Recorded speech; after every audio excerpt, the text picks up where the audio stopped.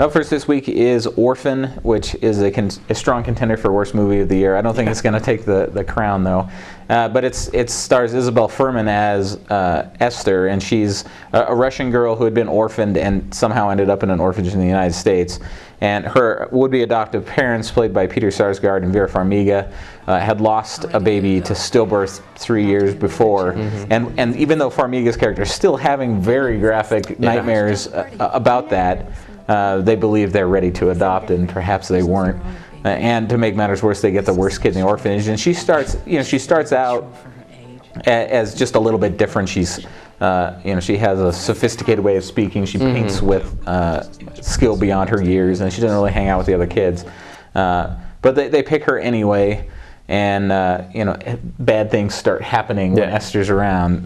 Little kids get hurt, and et cetera, et cetera. And I don't really have a problem with a movie that positions a child as the villain. Kids can be pretty rotten at times, but there's a limit to the way that villainy is portrayed, and I don't want to see a 9-year-old bash in a nun's head with a hammer.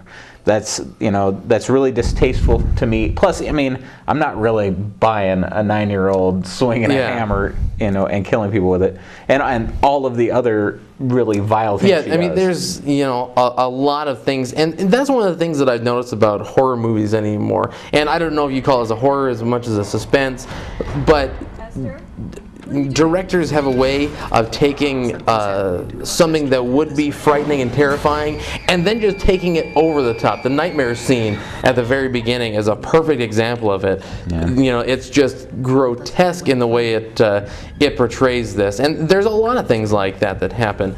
Unlike you, I do have a little squeamishness about seeing kids doing extremely violent things like this that she did to other the violent kids. Things I don't like. I can see them being, like Damien from the Omen evil, which is more of a manipulative evil.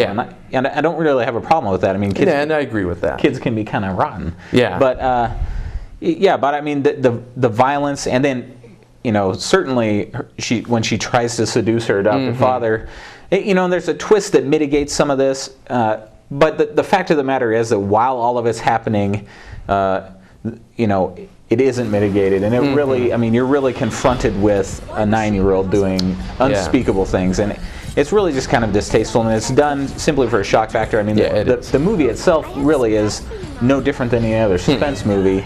Except for this one hook of the evilest 9-year-old you've ever seen. I'm not a fan of horror movies anyway, but you throw this into the mix and it's just distasteful, so skip it. And we'll be right back with our next review.